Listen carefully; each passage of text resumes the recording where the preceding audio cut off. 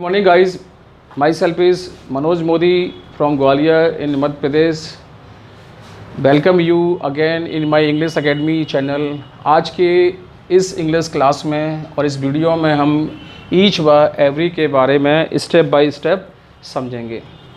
Each का use दो या दो से अधिक के लिए किया जाता है, जबकि एवरी का यूज़ तीन या तीन से ज़्यादा के लिए किया जाता है। दोनों का हिंदी मीनिंग सेम है। ईच का मतलब भी होता है प्रत्येक और एवरी का मतलब भी क्या होता है, प्रत्येक।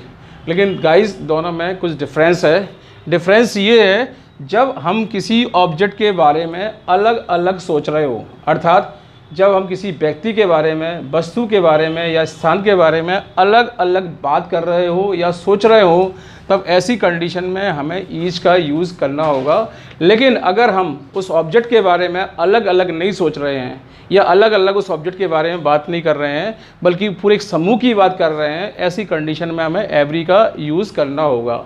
ईच के केस में आपके ऑब्जेक्ट की संख्या सीमित होती है, जबकि एवरी के केस में आपके ऑब्जेक्ट की संख्या असीमित होती है, मतलब डिफाइन नहीं होती है कितने सारे लोग हैं। इसको हम एग्जाम्पल से समझ सकते हैं। हमारे पास 5 एग्जाम्पल हैं। Example number 1, example number 2, example number 3, example number 4, example number 5। पहले वाले एग्जाम्पल में हमें स्टार्टिंग में ब्लैंक दिया है और हमसे ये पूछा गया है इस सेंटेंस में क्या आएगा। इसमें लिखा हुआ वर्ड कैन फ्लाई, यानी कि चिड़िया उड़ सकती है। तो गाइज़ आप सोच के देखिए, क्या आप एक चिड़िया के बारे में बात कर रहे हैं या सारी चिड़ियों की बात कर रहे हैं? अगर आपको लगता है कि आप सारी चिड़ियों की बात कर रहे हैं, यानी एक पूरे ग्रुप की बात कर रहे हैं, तब ऐसी कंडीशन में एवरी का यूज़ किया जाएगा। अगर आपको लगता है कि आप कुछ पर्टिकुलर चिड़िया की बात कर रहे हैं, बर्ड्स की बात कर रहे हैं, ऐसी कंडीशन में यहाँ पे ईच यूज़ किया जाएगा। लेकिन इस सेंटेंस में अगर हम देखें ओवरऑल, तो हमें जो सही आंसर लगेगा वो कौन सा लगेगा, एवरी, क्योंकि हम बात सबकी कर रहे हैं, ना कि एक चिड़िया ही कर रहे हैं। Come to the second point, cow gives milk, मतलब गाय दूध देती है। क्या हम यहाँ एक गाय के बारे में बात कर रहे हैं, या हमारे पास गाय की संख्या सीमित है, या हमारे पास गाय की संख्या कैसी है, असीमित है? अगर हमारे पास गाय की संख्या असीमित है, या हम पूरी गाय के बारे में सोच रहे हैं, सारी गाय के बारे में सोच रहे हैं, यानी कि सभी गायों के बारे में सोच रहे हैं, तब ऐसी कंडीशन में हमें यहाँ पे क्या लगाना पड़ेगा, एवरी लगाना पड़ेगा। अगर हम केवल एक ही गाय के बारे में बात कर रहे होते या अलग अलग गाय के बारे में बात कर रहे होते, तो हमें एवरी का यूज़ सेंटेंस में करना होता। चूँकि इस सेंटेंस में यहाँ एक गाय की बात नहीं है, बल्कि सारी गाय की बात हो रही है, क्योंकि केवल एक गाय दूध नहीं देती है, बल्कि सारी की सारी गायें दूध देती हैं। फिर नेक्स्ट एग्जांपल है, country has its national flag. इसका मतलब ये है कि देश का अपना एक राष्ट्रीय झंडा होता है।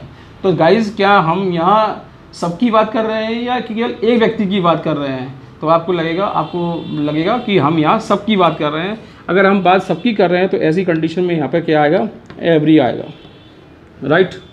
Come to the fourth example, I gave boy a pen. मैंने प्रत्येक विद्यार्थी को एक पेन दिया। तो गाइज यहाँ पर ईच आएगा या एवरी आएगा? बहुत ही सिंपल सा जवाब है, क्योंकि आप जब भी पेन देंगे तो पेन कैसे देंगे, आप अलग अलग देंगे, अलग अलग देंगे, मतलब जिसको भी पेन देंगे उसको अलग अलग पेन देंगे। और यहाँ पर लड़कों की संख्या कितनी है, सीमित संख्या है। आप सारी दुनिया के बच्चों को पेन नहीं दे रहे हैं, बल्कि पर्टिकुलर बच्चों को पेन दे रहे हैं, यानी कुछ बच्चों को पेन दे रहे हैं, वो भी कैसे दे रहे हैं, आप अलग अलग दे रहे हैं। तो ऐसी कंडीशन में यहाँ पे क्या लगेगा, ईच लगेगा। Come to the fifth example, I have 2 pens and is costly. मेरे पास 2 पेन है और प्रत्येक पेन कॉस्टली है। यहाँ गाइस कितनी पेन की बात हो रही है, 2 पेन की बात हो रही है। और हम 2 या 2 से अधिक के लिए क्या लगाते हैं, ईच लगाते हैं, जबकि 3 या 3 से अधिक के लिए हम एवरी लगाते हैं। चूँकि हमारे पास पेन यहाँ 2 हैं, इसलिए इस सेंटेंस में जो सही यूज़ किया जाएगा, किसका यूज़ किया जाएगा, ईच का यूज़ किया जाएगा, right. Now come to the second rule. जैसा come to the rule number 2, each के तुरंत बाद ऑफ का यूज़ किया जाता है, जबकि एवरी के तुरंत बाद ऑफ का यूज नहीं किया जा सकता। लेकिन हम एवरी 1 के बाद ऑफ का यूज़ कर सकते हैं, एवरी 1 के बाद ऑफ का यूज़ कर सकते हैं। तो जब भी कोई सेंटेंस हमारे सामने दिया होगा और यदि उस सेंटेंस में हमसे ये पूछा जाए कि ईच आएगा या एवरी आएगा, तो हमें ये देखना होगा कि ऑफ से पहले क्या लिखा हुआ है। यदि ऑफ से पहले कुछ नहीं लिखा हुआ है तो हम उस सेंटेंस में ईच लगा सकते हैं, लेकिन यदि ऑफ से पहले 1 लिखा हुआ है तो उस सेंटेंस में हम एवरी का यूज़ कर सकते हैं। Now come to the rule number 3। Now come to the rule number third.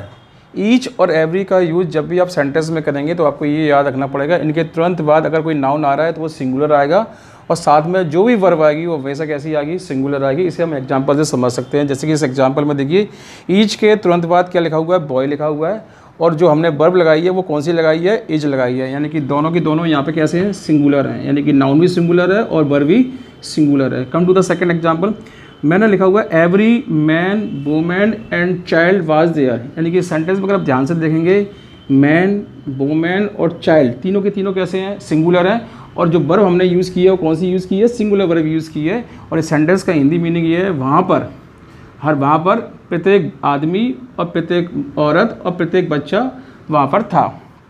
Come to the rule number 4, each के बाद आप अदर का यूज़ कर सकते हैं, जबकि एवरी के बाद अदर का यूज़ नहीं किया जाता है। इसे एग्जांपल से समझेंगे। जैसे लिखा हुआ है दे लव और फिर ब्लैंक दिया हुआ है, फिर आपसे पूछा गया कि इस सेंटेंस में ईच आएगा या एवरी आएगा। चूँकि इस सेंटेंस में अदर का यूज़ किया इसलिए सेंटेंस में क्या आ जाएगा, ईच आ जाएगा, और इस सेंटेंस का हिंदी मतलब होगा वे एक दूसरे से प्यार करते हैं। यूज़ सेंटेंस में सब्जेक्ट के बाद किया जा सकता है, जबकि एवरी का यूज़ सेंटेंस में सब्जेक्ट के बाद कभी नहीं होता है। जैसे इस एग्जांपल में लिखा हुआ है they wanted to study here, और इस सेंटेंस में हम देखेंगे कि हमने दे के तुरंत बाद किसका यूज़ किया है, ईच का यूज़ किया है, क्योंकि सब्जेक्ट के बाद आप ईच लगा सकते हैं, एवरी नहीं लगा सकते। और इस सेंटेंस का हिंदी मतलब ये होगा, उनमें से प्रत्येक यहाँ स्टडी करना चाहता है, यानी कि ओवरऑल कहने का मतलब ये है, यदि किसी सेंटेंस में सब्जेक्ट दिया हो और आपसे ये पूछा गया हो कि ईच लगाना है या एवरी लगाना है, तो उस कंडीशन में ईच का यूज़ किया जाएगा। रूल नंबर 6, ईच सेंटेंस में प्रोनाउन व एडजेक्टिव दोनों का काम करता है, जबकि एवरी सेंटेंस में केवल एडजेक्टिव का काम करता है। आपको कैसे मालूम पड़ेगा ये सेंटेंस में एडजेक्टिव है या प्रोनाउन है? बहुत ही सिंपल तरीका है, अगर ईच के बाद तुरंत बाद नाउन लिखा है तो ईच एडजेक्टिव का काम करेगा, और ईच के बाद यदि नाउन नहीं लिखा हुआ है तो ईच वहाँ प्रोनाउन का काम करेगा। जैसे कि example number 1, each is coming, इस सेंटेंस में ईच क्या है, ईच। इस ईच के तुरंत बाद आप देखेंगे वर्ब लिखी हुई है, नाउन नहीं लिखा हुआ है, यानी कि ईच यहाँ पर क्या है, प्रोनाउन है। और जबकि सेकंड सेंटेंस में आप देखेंगे ईच के तुरंत बाद बॉय लिखा हुआ है, यानी कि बॉय क्या है, नाउन है, यानी कि ईच के बाद नाउन का यूज़ किया गया, यानी कि ये यहाँ पर एडजेक्टिव कहलाएगा। जैसा कि मैंने थोड़ी देर पहले आपको बताया था कि एवरी सेंटेंस में जब भी यूज़ किया जाएगा तो वो एडजेक्टिव का काम करेगा, लेकिन एवरीबडी का अगर सेंटेंस में यूज़ किया गया है तो वो प्रोनाउन की तरह काम करेगा। जैसे इस सेंटेंस में लिखा हुआ है एवरीबडी इज़ कमिंग, यानी कि एवरीबडी इस सेंटेंस में क्या है, प्रोनाउन है। एवरीबडी, एवरीवन, ये सब के सब प्रोनाउन है।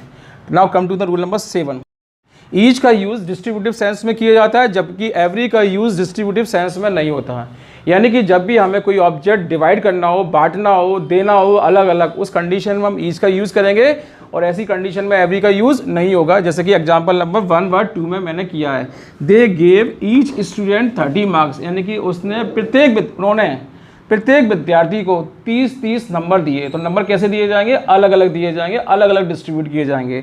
Now come to the second example, he distributed biscuits to each boy, उसने बच्चों को, प्रत्येक बच्चे को बिस्किट दिए। तो बिस्किट कैसे बांटे जाएंगे, अलग अलग बांटे जाएंगे। तो जब भी हमें कोई ऑब्जेक्ट अलग अलग बांटना हो, डिवाइड करना हो, तो ऐसी कंडीशन में ईच का यूज़ किया जाता है, ना कि एवरी का यूज़ किया जाता है। तो दोस्तों, आपको ये वीडियो मेरा पसंद आया होगा। अगर आपको मेरा ये वीडियो पसंद आया हो तो इसको आप लाइक कीजिए, सब्सक्राइब कीजिए और अपने दोस्तों को, अपने रिलेटिव्स को शेयर कीजिए। Thank you.